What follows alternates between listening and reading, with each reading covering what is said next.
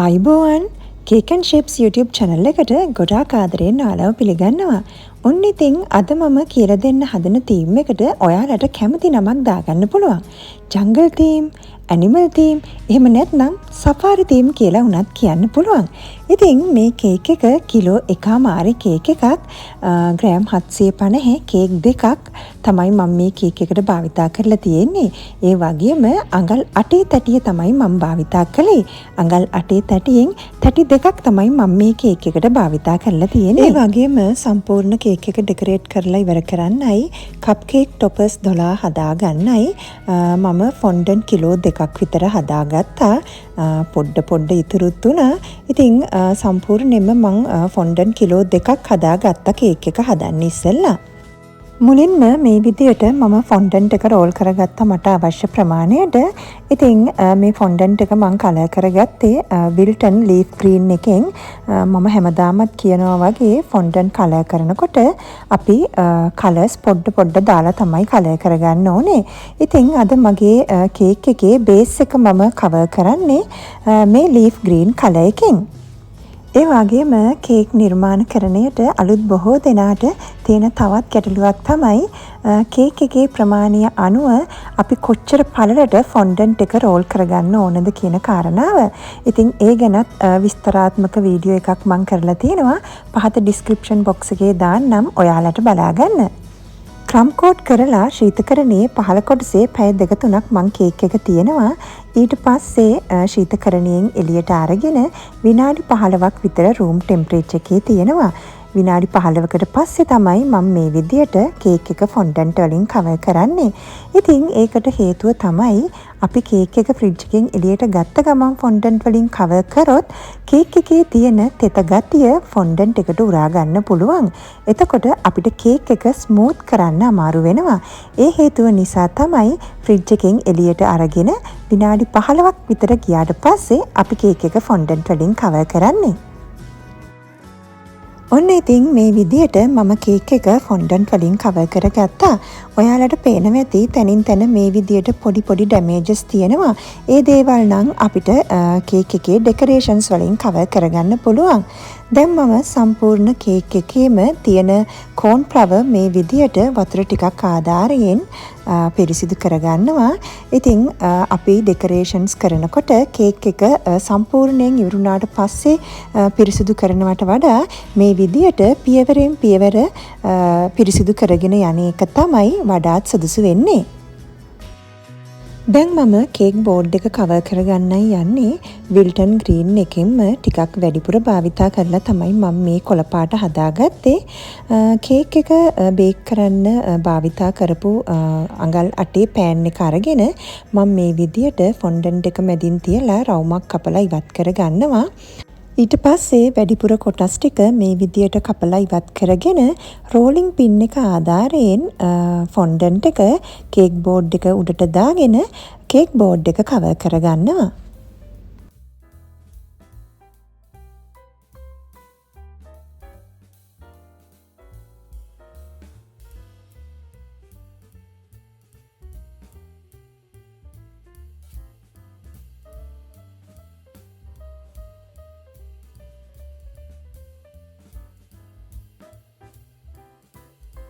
ඔන්න ඉතින් ওই විදියට තමයි මම ලේසියෙන්ම මගේ කේක් වල කේක් බෝඩ් එක කවර් කරගන්නේ. කේක් බෝඩ් එක කවර් කරාට පස්සේ කේක් එකේ අග කොටසේ තියෙන අන්ෆිනිෂින් ගතිය කවර් වෙන්න මේ විදියට මම ෆොන්ඩන්ට් තීරුවක් රෝල් කරගෙන අලව ගන්නවා.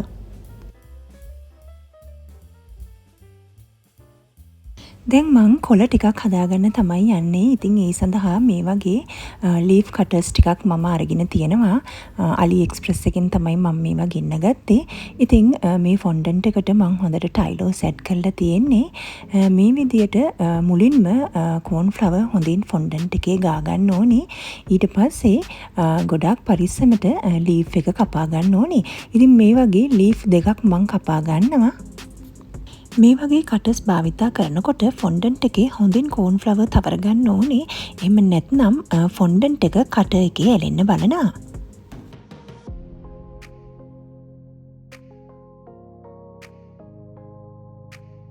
දැන් මම මේ විදියට වතුර ටිකක් ගාලා බාබකියු ස්ටික් එකක් මැදින් තියලා කොළ දෙකම එකට අලව ගන්නවා. ඊට පස්සේ මේ කොළේ මම හොඳට වේලෙන්න තියෙනවා. ටයිලෝ සෙට් කරලා තියෙන නිසා පැයක් දෙකක් යනකොට මේ කොළේ හොඳටම හයි වෙනවා. ඒ වගේම අනිත් කොළවලිනුත් දෙක දෙක කපාගෙන මම කොළ ටික ලෑස්ති කර ගන්නවා. ඊට පස්සේ පැය කීපයක් හොඳින් වේලෙන්න තියෙනවා.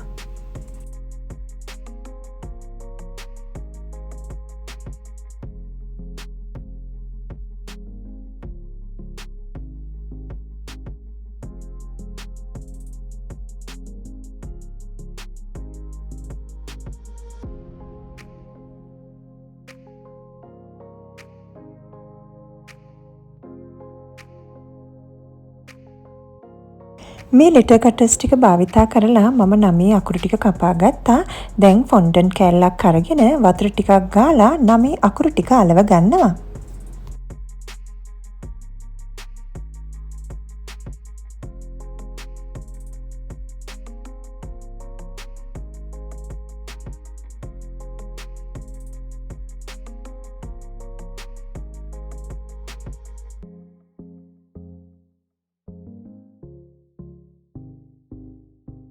දැන් මට දුඹුරු පාට ෆොන්ටන් කෑල්ලක් අවශ්‍ය වෙනවා. ඒ වගේම මේ තියෙන්නේ ගහක කඳේ හැඩයට තියෙන පැටර්න් ටූල් එකක්. දැන් මම ටූල් එක ෆොන්ටන් කෑල්ලට තියලා මේ විදියට තද කරනවා. එතකොට මට පැටර්න් ටූල් එකේ තියෙන පැටර්න් එක ෆොන්ටන්ට් එකට ගන්න පුළුවන්.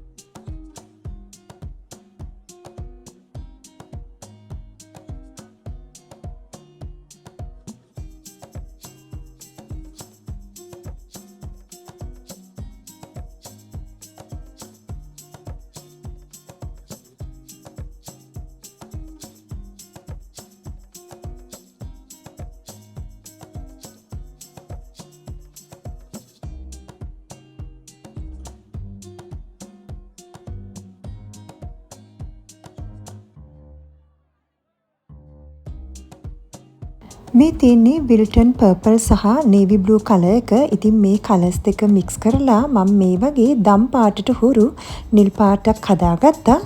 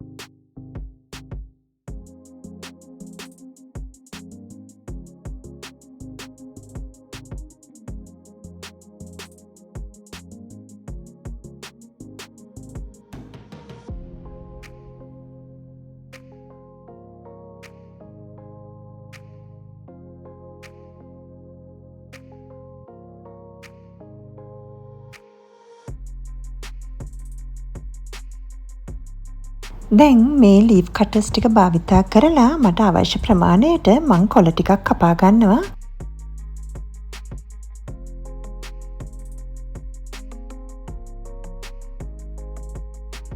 දැන් සම්පූර්ණ කේක් එක වටේම කොළ වලින් ඩෙකරේට් කරගන්නවා. මේ විදිහට කොළේ පොඩ්ඩක් අතින් හැඩ කරලා අලව ගන්න. එතකොට ඇත්ත කොළයක ස්වභාවය පෙන්눔 කරනවා.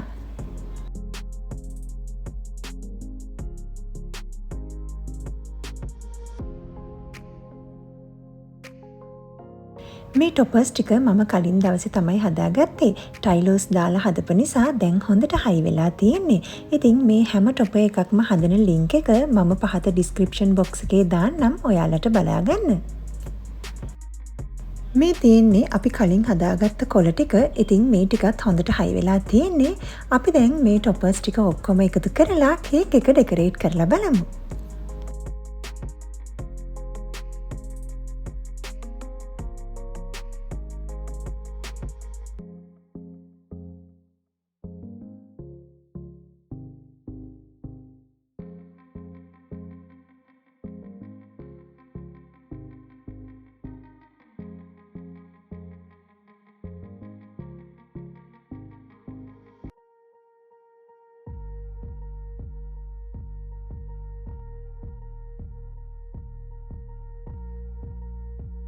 දැන් මේ විදියට කොළවල ගෑවිලා තියෙන කෝන්ෆ්ලවර් වතුර ටිකක් ආධාරයෙන් පිරිසිදු කරගෙන මම කේක් එකට සම්බන්ධ කරගන්නවා.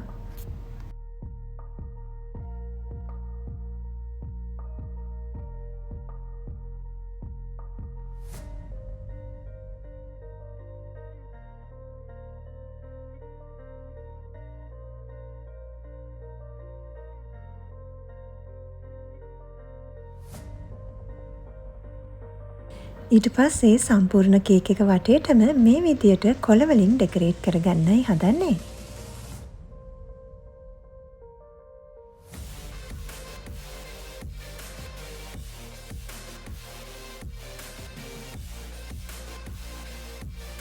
මේ විදියට දුඹුරු පාට ෆොන්ටන් බෝල ටිකක් අරගෙන කේක් එකේ තනින් තනින් ගල් ටිකක් වගේ තියෙනවා.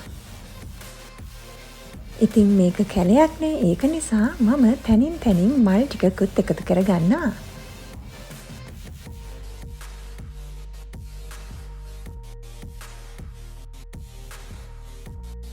දැන් ගහක එල්ලිලා ඉන්න විදියට පුංචි වඳුරු පැටියෙක් හදාගන්නයි හදන්නේ.